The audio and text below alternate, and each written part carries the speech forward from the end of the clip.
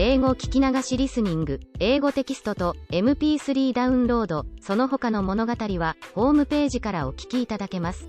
88thpp.com 88thpp.com Chapter 29. An epic in Anne's life. Anne was bringing the cows home from the back pasture by way of Lover's Lane. It was a September evening and all the gaps and clearings in the woods were brimmed up with ruby sunset light.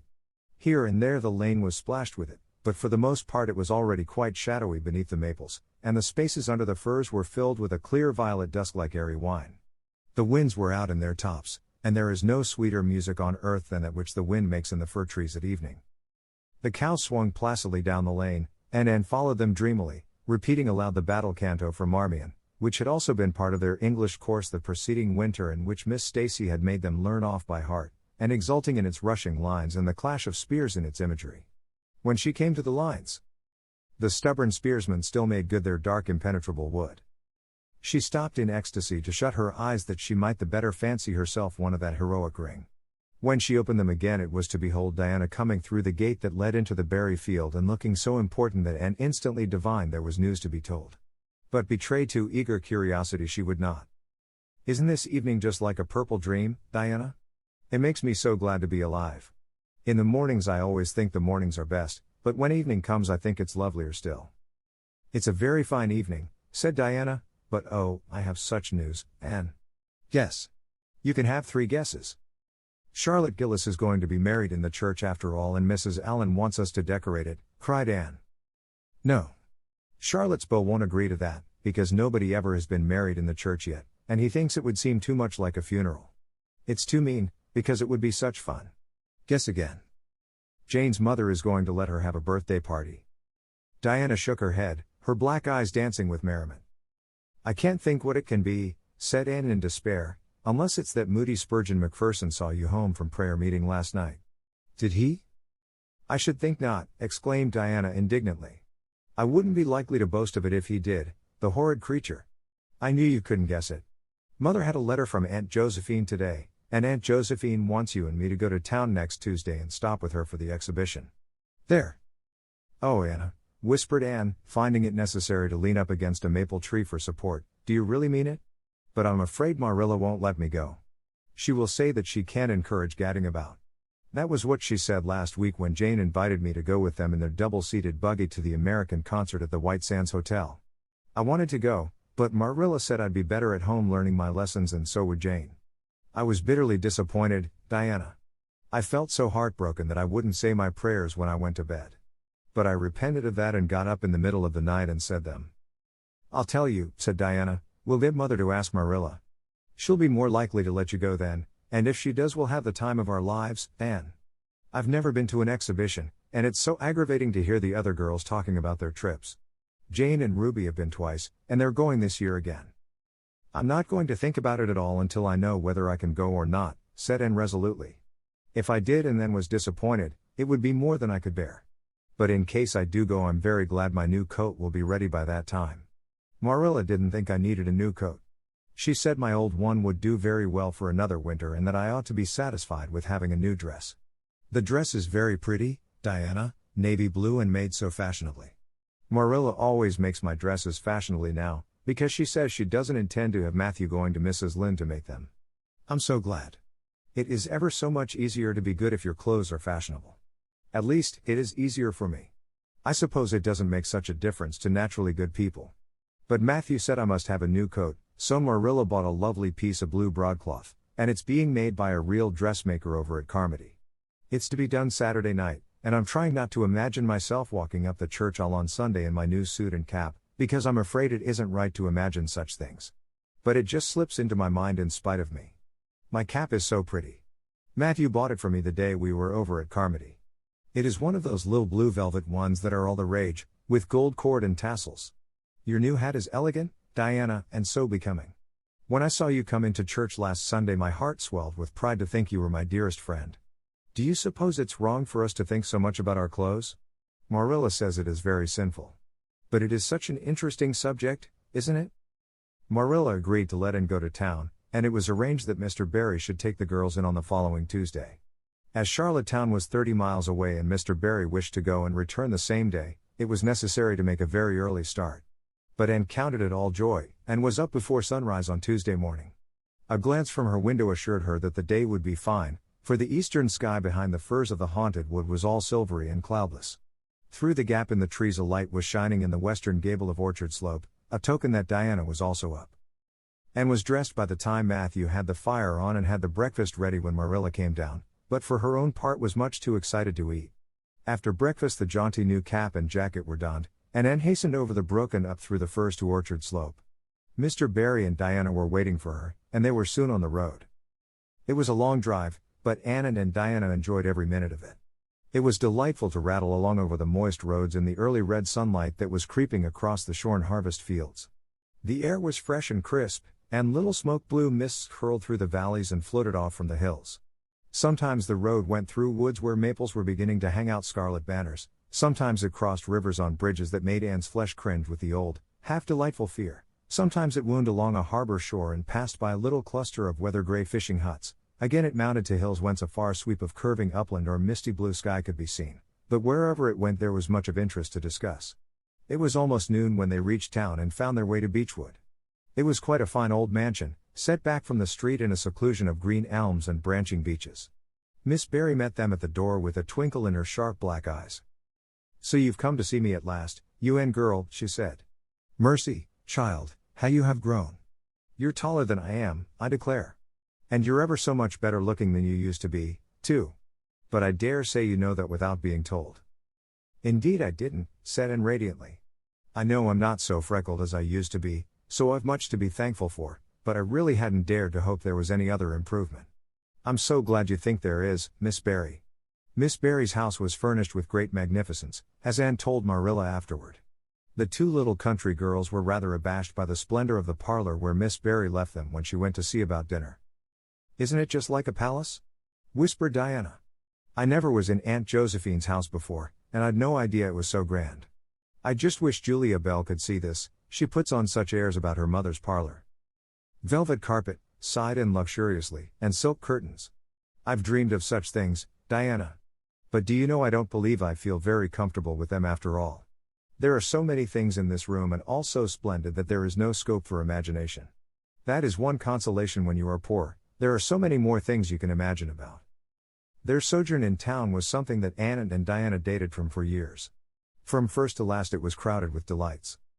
On Wednesday Miss Barry took them to the exhibition grounds and kept them there all day. It was splendid, and related to Marilla later on. "I never imagined anything so interesting. I don't really know which department was the most interesting.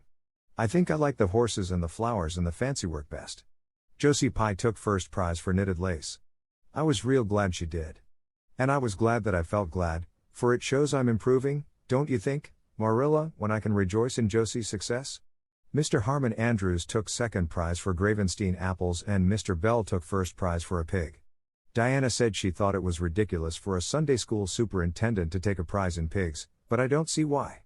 Do you? She said she would always think of it after this when he was praying so solemnly. Clara Louise McPherson took a prize for painting, and Mrs. Lynde got first prize for homemade butter and cheese. So Avonlea was pretty well represented, wasn't it? Mrs. Lynde was there that day, and I never knew how much I really liked her until I saw her familiar face among all those strangers. There were thousands of people there, Marilla. It made me feel dreadfully insignificant. And Miss Barry took us up to the grandstand to see the horse races. Mrs. Lynde wouldn't go, she said horse racing was an abomination and, she being a church member, thought it her bounden duty to set a good example by staying away. But there were so many there I don't believe Mrs. Lynde's absence would ever be noticed. I don't think, though, that I ought to go very often to horse races, because they are awfully fascinating. Diana got so excited that she offered to bet me 10 cents that the red horse would win. I didn't believe he would, but I refused to bet, because I wanted to tell Mrs. Allen all about everything, and I felt sure it wouldn't do to tell her that. It's always wrong to do anything you can't tell the minister's wife. It's as good as an extra conscience to have a minister's wife for your friend. And I was very glad I didn't bet, because the red horse did win, and I would have lost 10 cents. So you see that virtue was its own reward. We saw a man go up in a balloon. I'd love to go up in a balloon, Marilla, it would be simply thrilling, and we saw a man selling fortunes. You paid him 10 cents and a little bird picked out your fortune for you. Miss Barry gave Diana and me 10 cents each to have our fortunes told. Mine was that I would marry a dark-complected man who was very wealthy, and I would go across water to live. I looked carefully at all the dark men I saw after that, but I didn't care much for any of them, and anyhow I suppose it's too early to be looking out for him yet. Oh, it was a never-to-be-forgotten day, Marilla. I was so tired I couldn't sleep at night. Miss Barry put us in the spare room, according to promise. It was an elegant room, Marilla, but somehow sleeping in a spare room isn't what I used to think it was. That's the worst of growing up, and I'm beginning to realize it. The things you wanted so much when you were a child don't seem half so wonderful to you when you get them.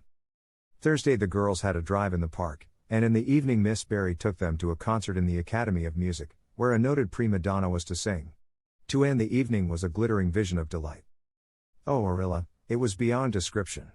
I was so excited I couldn't even talk, so you may know what it was like. I just sat in enraptured silence. Madame Selitsky was perfectly beautiful, and wore white satin and diamonds. But when she began to sing I never thought about anything else. Oh, I can't tell you how I felt. But it seemed to me that it could never be hard to be good anymore. I felt like I do when I look up to the stars. Tears came into my eyes, but they were such happy tears. I was so sorry when it was all over, and I told Miss Barry I didn't see how I was ever to return to common life again. She said she thought if we went over to the restaurant across the street and had an ice cream it might help me. That sounded so prosaic, but to my surprise I found it true. The ice cream was delicious, Marilla, and it was so lovely and dissipated to be sitting there eating it at 11 o'clock at night.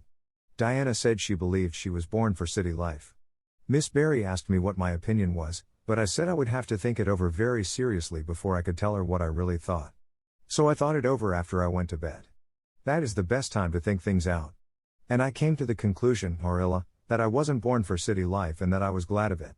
It's nice to be eating ice cream at brilliant restaurants at 11 o'clock at night once in a while, but as a regular thing I'd rather be in the East Gable at 11, sound asleep, but kind of knowing even in my sleep that the stars were shining outside and that the wind was blowing in the firs across the brook. I told Miss Barry so at breakfast the next morning and she laughed. Miss Barry generally laughed at anything I said, even when I said the most solemn things. I don't think I liked it, Marilla, because I wasn't trying to be funny. But she is a most hospitable lady and treated us royally. Friday brought going home time, and Mr. Barry drove in for the girls. Well, I hope you've enjoyed yourselves, said Miss Barry, as she bade them goodbye. Indeed we have, said Diana. And you, and girl? I've enjoyed every minute of the time, said Anne, throwing her arms impulsively about the old woman's neck and kissing her wrinkled cheek. Diana would never have dared to do such a thing and felt rather aghast at Anne's freedom. But Miss Barry was pleased, and she stood on her veranda and watched the buggy out of sight. Then she went back into her big house with a sigh.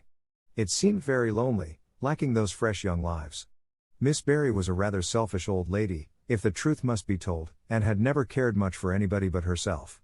She valued people only as they were of service to her or amused her. And had amused her, and consequently stood high in the old lady's good graces. But Miss Barry found herself thinking less about Anne's quaint speeches than of her fresh enthusiasms, her transparent emotions, her little winning ways, and the sweetness of her eyes and lips. I thought Marilla Cuthbert was an old fool when I heard she'd adopted a girl out of an orphan asylum, she said to herself, but I guess she didn't make much of a mistake after all. If I'd a child like Anne in the house all the time I'd be a better and happier woman. And Diana found the drive home as pleasant as the drive in, pleasanter, indeed, since there was the delightful consciousness of home waiting at the end of it. It was sunset when they passed through White Sands and turned into the shore road. Beyond, the Avonlea hills came out darkly against the saffron sky. Behind them the moon was rising out of the sea that grew all radiant and transfigured in her light. Every little cove along the curving road was a marvel of dancing ripples. The waves broke with a soft swish on the rocks below them, and the tang of the sea was in the strong, fresh air. Oh, but it's good to be alive and to be going home, breathed Anne. When she crossed the log bridge over the brook the kitchen light of Green Gables winked her a friendly welcome back, and through the open door shone the hearth fire, sending out its warm red glow athwart the chilly autumn night. Anne ran blithely up the hill and into the kitchen, where a hot supper was waiting on the table. So you've got back? Said Marilla, folding up her knitting. Yes, and oh, it's so good to be back, said Anne joyously. I could kiss everything, even to the clock. Marilla, a broiled chicken. You don't mean to say you cooked that for me? Yes, I did, said Marilla. I thought you'd be hungry after such a drive and need something real appetizing. Hurry and take off your things, and we'll have supper as soon as Matthew comes in. I'm glad you've got back, I must say. It's been fearful lonesome here without you, and I never put in 4 longer days. After supper and sat before the fire between Matthew and Marilla, and gave them a full account of her visit. I've had a splendid time, she concluded happily, and I feel that it marks an epoch in my life. But the best of it all was the coming home. Chapter 30. The Queen's class is organized. Marilla laid her knitting on her lap and leaned back in her chair. Her eyes were tired, and she thought vaguely that she must see about having her glasses changed the next time she went to town, for her eyes had grown tired very often of late. It was nearly dark, for the full November twilight had fallen around Green Gables, and the only light in the kitchen came from the dancing red flames in the stove. Anne was curled up Turk fashion on the hearthrug, gazing into that joyous glow where the sunshine of 100 summers was being distilled from the maple cordwood. She had been reading, but her book had slipped to the floor, and now she was dreaming, with a smile on her parted lips. Glittering castles in Spain were shaping themselves out of the mists and rainbows of her lively fancy. Adventures wonderful and enthralling were happening to her in Cloudland, adventures that always turned out triumphantly and never involved her in scrapes like those of actual life. Marilla looked at her with a tenderness that would never have been suffered to reveal itself in any clearer light than that soft mingling of fireshine and shadow. The lesson of a love that should display itself easily in spoken word and open look was one Marilla could never learn. But she had learned to love this slim, gray-eyed girl with an affection all the deeper and stronger from its very undemonstrativeness. Her love made her afraid of being unduly indulgent, indeed. She had an uneasy feeling that it was rather sinful to set one's heart so intensely on any human creature as she had set hers on Anne, and perhaps she performed a sort of unconscious penance for this by being stricter and more critical than if the girl had been less dear to her. Certainly Anne herself had no idea how Marilla loved her. She sometimes thought wistfully that Marilla was very hard to please and distinctly lacking in sympathy and understanding. But she always checked the thought reproachfully, remembering what she owed to Marilla. "Anne," said Marilla abruptly, "Miss Stacy was here this afternoon when you were out with Diana." Anne came back from her other world with a start and a sigh. "Was she? Oh, I'm so sorry I wasn't in. Why didn't you call me, Marilla? Diana and I were only over in the haunted wood. It's lovely in the woods now. All the little wood things, the ferns and the satin leaves and the crackerberries, have gone to sleep, just as if somebody had tucked them away until spring under a blanket of leaves. I think it was a little gray fairy with a rainbow scarf that came tiptoeing along the last moonlight night and did it. Diana wouldn't say much about that, though. Diana has never forgotten the scolding her mother gave her about imagining ghosts into the haunted wood. It had a very bad effect on Diana's imagination. It blighted it. Mrs. Lynde says Myrtle Bell is a blighted being. I asked Ruby Gillis why Myrtle was blighted, and Ruby said she guessed it was because her young man had gone back on her. Ruby Gillis thinks of nothing but young men, and the older she gets the worse she is. Young men are all very well in their place, but it doesn't do to drag them into everything, does it? Diana and I are thinking seriously of promising each other that we will never marry but be nice old maids and live together forever. Diana hasn't quite made up her mind though, because she thinks perhaps it would be nobler to marry some wild, dashing, wicked young man and reform him. Diana and I talk a great deal about serious subjects now, you know. We feel that we are so much older than we used to be that it isn't becoming to talk of childish matters. It's such a solemn thing to be almost 14, Marilla. Miss Stacy took all us girls who are in our teens down to the brook last Wednesday, and talked to us about it. She said we couldn't be too careful what habits we formed and what ideals we acquired in our teens, because by the time we were 20 our characters would be developed and the foundation laid for our whole future life. And she said if the foundation was shaky we could never build anything really worthwhile on it. Diana and I talked the matter over coming home from school. We felt extremely solemn, Marilla. And we decided that we would try to be very careful indeed and form respectable habits and learn all we could and be as sensible as possible, so that by the time we were 20 our characters would be properly developed. It's perfectly appalling to think of being 20, Marilla. It sounds so fearfully old and grown up. But why was Miss Stacy here this afternoon? That is what I want to tell you, Anne, if you'll ever give me a chance to get a word in edgewise. She was talking about you. About me? And looked rather scared. Then she flushed and exclaimed. Oh, I know what she was saying. I meant to tell you, Marilla, honestly I did, but I forgot. Miss Stacy caught me reading Ben-Hur in school yesterday afternoon when I should have been studying my Canadian history. Jane Andrews lent it to me. I was reading it at dinner hour, and I had just got to the chariot race when school went in. I was simply wild to know how it turned out, although I felt sure Ben-Hur must win, because it wouldn't be poetical justice if he didn't, so I spread the history open on my desk lid and then tucked Ben-Hur between the desk and my knee. I just looked as if I were studying Canadian history, while all the while I was reveling in Ben-Hur. I was so interested in it that I never noticed Miss Stacy coming down the aisle until all at once I just looked up and there she was looking down at me, so reproachful-like. I can't tell you how ashamed I felt, Marilla, especially when I heard Josie Pye giggling. Miss Stacy took Ben-Hur away, but she never said a word then. She kept me in at recess and talked to me. She said I had done very wrong in two respects. First, I was wasting the time I ought to have put on my studies, and secondly, I was deceiving my teacher and trying to make it appear I was reading a history when it was a storybook instead. I had never realized until that moment, Marilla, that what I was doing was deceitful. I was shocked. I cried bitterly, and asked Miss Stacy to forgive me and I'd never do such a thing again, and I offered to do penance by never so much as looking at Ben-Hur for a whole week, not even to see how the chariot race turned out. But Miss Stacy said she wouldn't require that, and she forgave me freely. So I think it wasn't very kind of her to come up here to you about it after all. Miss Stacy never mentioned such a thing to me, and it's only your guilty conscience that's the matter with you. You have no business to be taking storybooks to school. You read too many novels anyhow.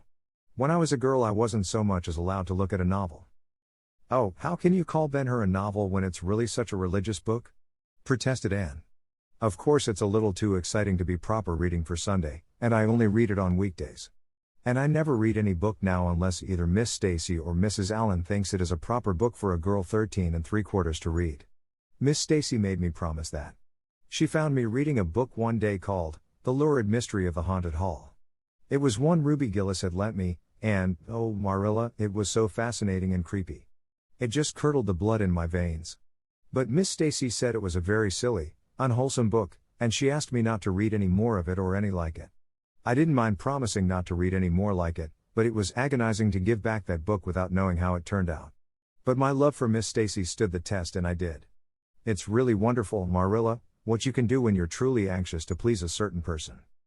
Well, I guess I'll light the lamp and get to work, said Marilla. I see plainly that you don't want to hear what Miss Stacy had to say. You're more interested in the sound of your own tongue than in anything else. Oh, indeed, Marilla, I do want to hear it, cried Anne contritely. I won't say another word, not one. I know I talk too much, but I am really trying to overcome it, and although I say far too much, yet if you only knew how many things I want to say and don't, you'd give me some credit for it. Please tell me, Marilla. Well, Miss Stacy wants to organize a class among her advanced students who mean to study for the entrance examination into Queen's. She intends to give them extra lessons for an hour after school. And she came to ask Matthew and me if we would like to have you join it. What do you think about it yourself, Anne? Would you like to go to Queen's and pass for a teacher? Oh, Rilla. Anne straightened to her knees and clasped her hands. It's been the dream of my life, that is, for the last 6 months, ever since Ruby and Jane began to talk of studying for the entrance. But I didn't say anything about it, because I supposed it would be perfectly useless. I'd love to be a teacher. But won't it be dreadfully expensive? Mr. Andrews says it cost him $150 to put Prissy through, and Prissy wasn't a dunce in geometry. I guess you needn't worry about that part of it. When Matthew and I took you to bring up, we resolved we would do the best we could for you and give you a good education. I believe in a girl being fitted to earn her own living whether she ever has to or not. You'll always have a home at Green Gables as long as Matthew and I are here, but nobody knows what is going to happen in this uncertain world, and it's just as well to be prepared. So you can join the Queen's class if you like, Anne. Oh, Marilla, thank you. Anne flung her arms about Marilla's waist and looked up earnestly into her face. I'm extremely grateful to you and Matthew. And I'll study as hard as I can and do my very best to be a credit to you. I warn you not to expect much in geometry, but I think I can hold my own in anything else if I work hard. I dare say you'll get along well enough. Miss Stacy says you are bright and diligent. Not for worlds would Marilla have told Anne just what Miss Stacy had said about her. That would have been to pamper vanity. You needn't rush to any extreme of killing yourself over your books. There is no hurry. You won't be ready to try the entrance for a year and a half yet. But it's well to begin in time and be thoroughly grounded, Miss Stacy says. I shall take more interest than ever in my studies now, said Anne blissfully, because I have a purpose in life. Mr. Allen says everybody should have a purpose in life and pursue it faithfully. Only he says we must first make sure that it is a worthy purpose. I would call it a worthy purpose to want to be a teacher like Miss Stacy, wouldn't you, Marilla? I think it's a very noble profession. The Queen's class was organized in due time. Gilbert Blythe, Anne Shirley, Ruby Gillis, Jane Andrews, Josie Pye, Charlie Sloane, and Moody Spurgeon McPherson joined it. Diana Barry did not, as her parents did not intend to send her to Queen's. This seemed nothing short of a calamity to Anne. Never, since the night on which Minnie May had had the croup, had she and Diana been separated in anything.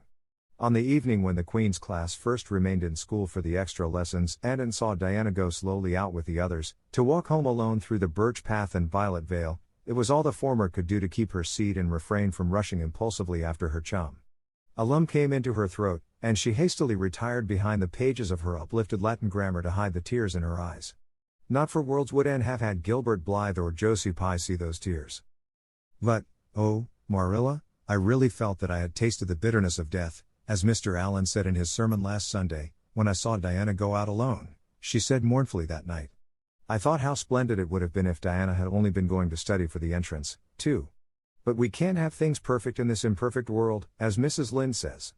Mrs. Lynde isn't exactly a comforting person sometimes, but there's no doubt she says a great many very true things. And I think the Queen's class is going to be extremely interesting.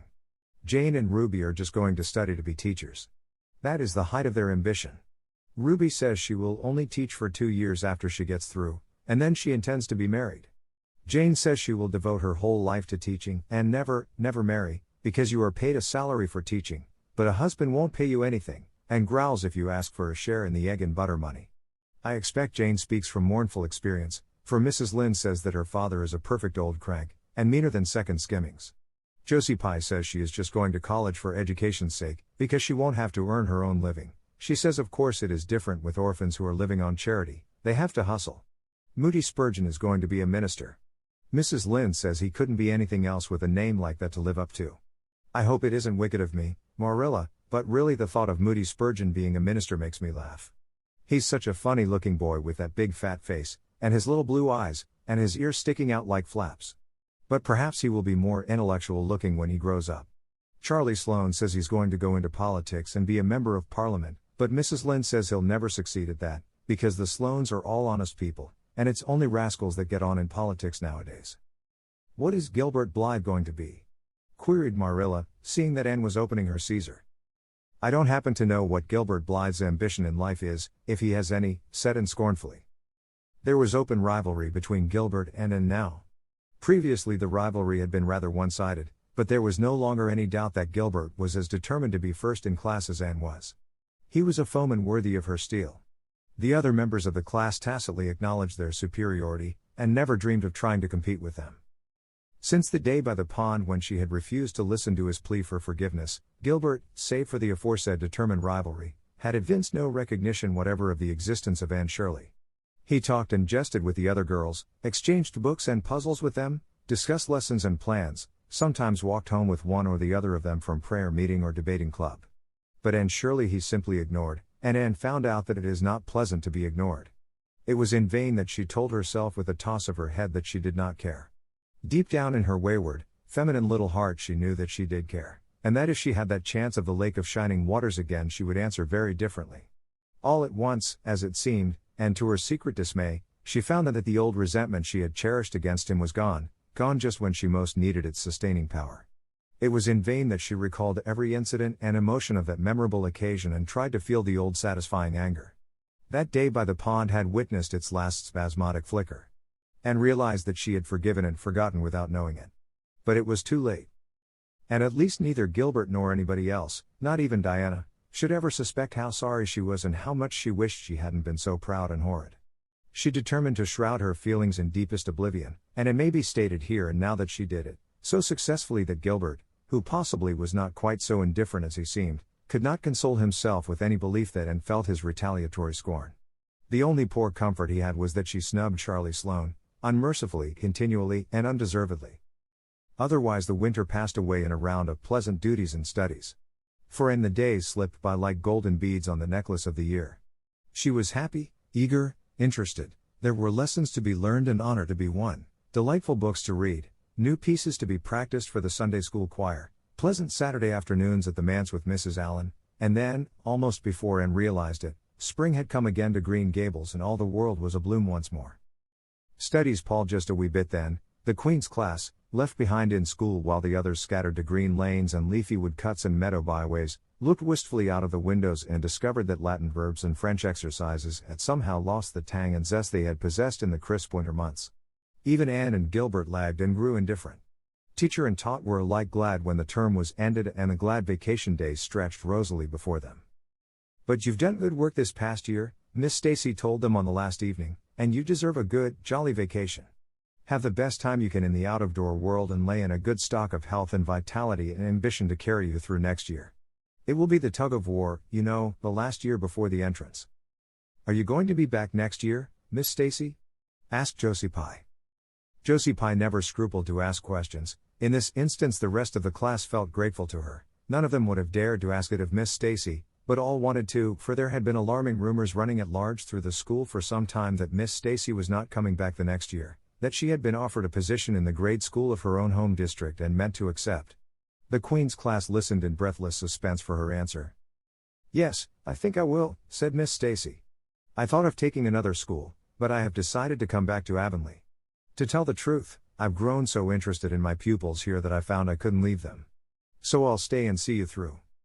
"Hurrah," said Moody Spurgeon. Moody Spurgeon had never been so carried away by his feelings before, and he blushed uncomfortably every time he thought about it for a week. "Oh, I'm so glad," said Anne, with shining eyes. "Dear Stacy, it would be perfectly dreadful if you didn't come back. I don't believe I could have the heart to go on with my studies at all if another teacher came here." When Anne got home that night she stacked all her textbooks away in an old trunk in the attic, locked it, and threw the key into the blanket box. "I'm not even going to look at a school book in vacation," she told Marilla. "I've studied as hard all the term as I possibly could and I've pored over the geometry until I know every proposition in the first book off by heart, even when the letters are changed. I just feel tired of everything sensible and I'm going to let my imagination run riot for the summer." "Oh, you needn't be alarmed, Marilla. I'll only let it run riot within reasonable limits. But I want to have a real good jolly time this summer, for maybe it's the last summer I'll be a little girl. Mrs. Lynde says that if I keep stretching out next year as I've done this I'll have to put on longer skirts. She says I'm all running to legs and eyes. And when I put on longer skirts I shall feel that I have to live up to them and be very dignified. It won't even do to believe in fairies then, I'm afraid, so I'm going to believe in them with all my whole heart this summer. I think we're going to have a very gay vacation. Ruby Gillis is going to have a birthday party soon and there's the Sunday school picnic and the missionary concert next month. And Mr. Barry says that some evening he'll take Diana and me over to the White Sands Hotel and have dinner there. They have dinner there in the evening, you know. Jane Andrews was over once last summer and she says it was a dazzling sight to see the electric lights and the flowers and all the lady guests in such beautiful dresses. Jane says it was her first glimpse into high life and she'll never forget it to her dying day." Mrs. Lynde came up the next afternoon to find out why Marilla had not been at the aid meeting on Thursday. When Marilla was not at aid meeting people knew there was something wrong at Green Gables. "Matthew had a bad spell with his heart Thursday," Marilla explained, "and I didn't feel like leaving him. Oh, yes, he's all right again now, but he takes them spells oftener than he used to and I'm anxious about him. The doctor says he must be careful to avoid excitement. That's easy enough, for Matthew doesn't go about looking for excitement by any means and never did. But he's not to do any very heavy work either and you might as well tell Matthew not to breathe as not to work. Come and lay off your things, Rachel. You'll stay to tea?" "Well, seeing you're so pressing, perhaps I might as well stay," said Mrs. Rachel, who had not the slightest intention of doing anything else. Mrs. Rachel and Marilla sat comfortably in the parlor while Anne got the tea and made hot biscuits that were light and white enough to defy even Mrs. Rachel's criticism. "I must say Anne has turned out a real smart girl," admitted Mrs. Rachel, as Marilla accompanied her to the end of the lane at sunset. "She must be a great help to you." "She is," said Marilla, "and she's real steady and reliable now. I used to be afraid she'd never get over her feather-brained ways, but she has and I wouldn't be afraid to trust her in anything now. I never would have thought she'd have turned out so well that first day I was here 3 years ago," said Mrs. Rachel. "Lawful heart, shall I ever forget that tantrum of hers? When I went home that night I says to Thomas, says I, 'Mark my words, Thomas, Marilla Cuthbert'll live to rue the step she's took.' But I was mistaken and I'm real glad of it. I ain't one of those kind of people, Marilla, as can never be brought to own up that they've made a mistake. No, that never was my way, thank goodness. I did make a mistake in judging Anne, but it weren't no wonder, for an odder, unexpecteder which of a child there never was in this world, that's what. There was no ciphering her out by the rules that worked with other children. It's nothing short of wonderful how she's improved these 3 years, but especially in looks. She's a real pretty girl got to be, though I can't say I'm overly partial to that pale, big-eyed style myself. I like more snap and color, like Diana Barry has or Ruby Gillis. Ruby Gillis's looks are real showy. But somehow, I don't know how it is, but when Anne and them are together, though she ain't half as handsome, she makes them look kind of common and overdone, something like them white June lilies she calls narcissus alongside of the big, red peonies, that's what. Chapter 31. Where the brook and river meet. Anne had her good summer and enjoyed it wholeheartedly. She and Diana fairly lived outdoors, reveling in all the delights that Lover's Lane and the Dryad's Bubble and Willowmere and Victoria Island afforded. Marilla offered no objections to Anne's gypsyings. The Spencervale doctor who had come the night Minnie May had the croup met Anne at the house of a patient one afternoon early in vacation, looked her over sharply, screwed up his mouth, shook his head, and sent a message to Marilla Cuthbert by another person. It was, "Keep that red-headed girl of yours in the open air all summer and don't let her read books until she gets more spring into her step." This message frightened Marilla wholesomely. She read Anne's death warrant by consumption in it unless it was scrupulously obeyed. As a result, Anne had the golden summer of her life as far as freedom and frolic went. She walked, rode, berried, and dreamed to her heart's content, and when September came she was bright-eyed and alert, with a step that would have satisfied the Spencervale doctor and a heart full of ambition and zest once more. "I feel just like studying with might and main," she declared as she brought her books down from the attic. "Oh, you good old friends, I'm glad to see your honest faces once more, yes, even you, geometry. I've had a perfectly beautiful summer, Marilla, and now I'm rejoicing as a strong man to run a race, as Mr. Allen said last Sunday. Doesn't Mr. Allen preach magnificent sermons? Mrs. Lynde says he is improving every day, and the first thing we know some city church will gobble him up and then we'll be left and have to turn to and break in another green preacher. But I don't see the use of meeting trouble halfway, do you, Marilla? I think it would be better just to enjoy Mr. Allen while we have him. If I were a man I think I'd be a minister. They can have such an influence for good, if their theology is sound, and it must be thrilling to preach splendid sermons and stir your hearers' hearts. Why can't women be ministers, Marilla?" I asked Mrs. Lynde that and she was shocked and said it would be a scandalous thing. She said there might be female ministers in the States and she believed there was, but thank goodness we hadn't got to that stage in Canada yet and she hoped we never would. But I don't see why. I think women would make splendid ministers.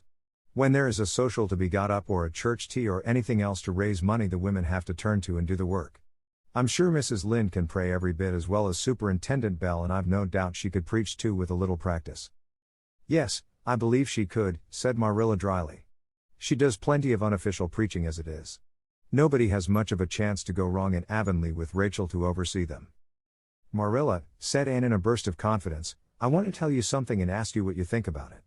It has worried me terribly, on Sunday afternoons, that is, when I think specially about such matters.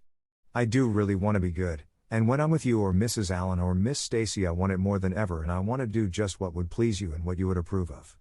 But mostly when I'm with Mrs. Lynde I feel desperately wicked and as if I wanted to go and do the very thing she tells me I oughtn't to do. I feel irresistibly tempted to do it. Now, what do you think is the reason I feel like that? Do you think it's because I'm really bad and unregenerate?" Marilla looked dubious for a moment. Then she laughed. "If you are I guess I am too, Anne, for Rachel often has that very effect on me.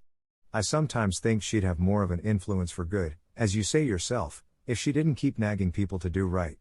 There should have been a special commandment against nagging. But there, I shouldn't talk so. Rachel is a good Christian woman and she means well. There isn't a kinder soul in Avonlea and she never shirks her share of work." "I'm very glad you feel the same," said Anne decidedly. "It's so encouraging. I shan't worry so much over that after this. But I dare say there'll be other things to worry me. They keep coming up new all the time, things to perplex you, you know. You settle one question and there's another right after. There are so many things to be thought over and decided when you're beginning to grow up. It keeps me busy all the time thinking them over and deciding what is right. It's a serious thing to grow up, isn't it, Marilla? But when I have such good friends as you and Matthew and Mrs. Allen and Miss Stacy I ought to grow up successfully, and I'm sure it will be my own fault if I don't. I feel it's a great responsibility because I have only the one chance. If I don't grow up right I can't go back and begin over again. I've grown 2 inches this summer, Marilla. Mr. Gillis measured me at Ruby's party. I'm so glad you made my new dresses longer. That dark green one is so pretty and it was sweet of you to put on the flounce. Of course I know it wasn't really necessary, but flounces are so stylish this fall and Josie Pye has flounces on all her dresses. I know I'll be able to study better because of mine. I shall have such a comfortable feeling deep down in my mind about that flounce. It's worth something to have that, admitted Marilla. Miss Stacy came back to Avonlea School and found all her pupils eager for work once more. Especially did the Queen's class gird up their loins for the fray, for at the end of the coming year, dimly shadowing their pathway already, loomed up that fateful thing known as the entrance, at the thought of which one and all felt their hearts sink into their very shoes. Suppose they did not pass. That thought was doomed to haunt Anne through the waking hours of that winter, Sunday afternoons inclusive, to the almost entire exclusion of moral and theological problems. When Anne had bad dreams she found herself staring miserably at past lists of the entrance exams, where Gilbert Blythe's name was blazoned at the top and in which hers did not appear at all. But it was a jolly, busy, happy swift-flying winter. Schoolwork was as interesting, class rivalry as absorbing, as of yore. New worlds of thought, feeling, and ambition, fresh, fascinating fields of unexplored knowledge seemed to be opening out before Anne's eager eyes. Hills peeped o'er hill and Alps on Alps arose. Much of all this was due to Miss Stacy's tactful, careful, broad-minded guidance. She led her class to think and explore and discover for themselves and encouraged straying from the old beaten paths to a degree that quite shocked Mrs. Lynde and the school trustees, who viewed all innovations on established methods rather dubiously. Apart from her studies and expanded socially, for Marilla, mindful of the Spencervale doctor's dictum, no longer vetoed occasional outings. The debating club flourished and gave several concerts, there were one or two parties almost verging on grown-up affairs, there were sleigh drives and skating frolics galore. Between times Anne grew, shooting up so rapidly that Marilla was astonished one day, when they were standing side by side, to find the girl was taller than herself. "Why, Anne, how you've grown," she said, almost unbelievingly. A sigh followed on the words. Marilla felt a queer regret over Anne's inches. The child she had learned to love had vanished somehow and here was this tall, serious-eyed girl of 15, with the thoughtful brows and the proudly poised little head, in her place. Marilla loved the girl as much as she had loved the child, but she was conscious of a queer sorrowful sense of loss. And that night, when Anne had gone to prayer meeting with Diana, Marilla sat alone in the wintry twilight and indulged in the weakness of a cry. Matthew, coming in with a lantern, caught her at it and gazed at her in such consternation that Marilla had to laugh through her tears. "I was thinking about Anne," she explained. "She's got to be such a big girl, and she'll probably be away from us next winter. I'll miss her terrible." "She'll be able to come home often," comforted Matthew, to whom Anne was as yet and always would be the little, eager girl he had brought home from Bright River on that June evening 4 years before. "The branch railroad will be built to Carmody by that time." "It won't be the same thing as having her here all the time," sighed Marilla gloomily, determined to enjoy her luxury of grief uncomforted. But there, men can't understand these things. There were other changes in Anne no less real than the physical change. For one thing, she became much quieter. Perhaps she thought all the more and dreamed as much as ever, but she certainly talked less. Marilla noticed and commented on this also. "You don't chatter half as much as you used to, Anne, nor use half as many big words. What has come over you?" Anne colored and laughed a little, as she dropped her book and looked dreamily out of the window, where big fat red buds were bursting out on the creeper in response to the lure of the spring sunshine. "I don't know, I don't want to talk as much," she said, denting her chin thoughtfully with her forefinger. "It's nicer to think dear, pretty thoughts and keep them in one's heart, like treasures. I don't like to have them laughed at or wondered over. And somehow I don't want to use big words anymore. It's almost a pity, isn't it, now that I'm really growing big enough to say them if I did want to. It's fun to be almost grown up in some ways, but it's not the kind of fun I expected, Marilla. There's so much to learn and do and think that there isn't time for big words. Besides, Miss Stacy says the short ones are much stronger and better. She makes us write all our essays as simply as possible.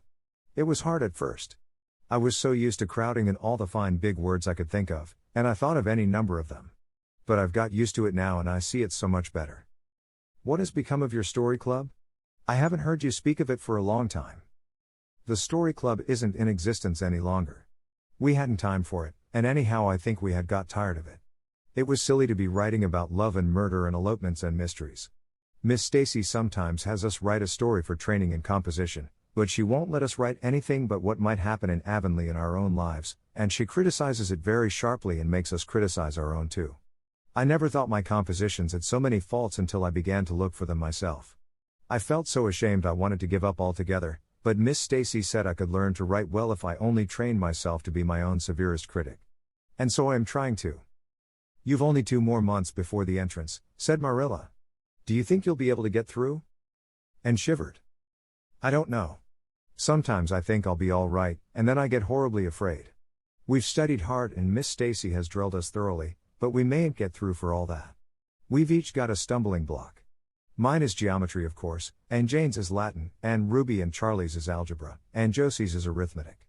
Moody Spurgeon says he feels it in his bones that he is going to fail in English history. Miss Stacy is going to give us examinations in June just as hard as we'll have at the entrance and mark us just as strictly, so we'll have some idea. I wish it was all over, Marilla. It haunts me. Sometimes I wake up in the night and wonder what I'll do if I don't pass. Why, go to school next year and try again, said Marilla unconcernedly. Oh, I don't believe I'd have the heart for it. It would be such a disgrace to fail, especially if the others passed. And I get so nervous in an examination that I'm likely to make a mess of it. I wish I had nerves like Jane Andrews. Nothing rattles her. And sighed and, dragging her eyes from the witcheries of the spring world, the beckoning day of breeze and blue and the green things upspringing in the garden, buried herself resolutely in her book. There would be other springs, but if she did not succeed in passing the entrance, and felt convinced that she would never recover sufficiently to enjoy them. 英語聞き流しリスニング、英語テキストと MP3 ダウンロード、その他の物語はホームページからお聞きいただけます。88thpp.com 88thpp.com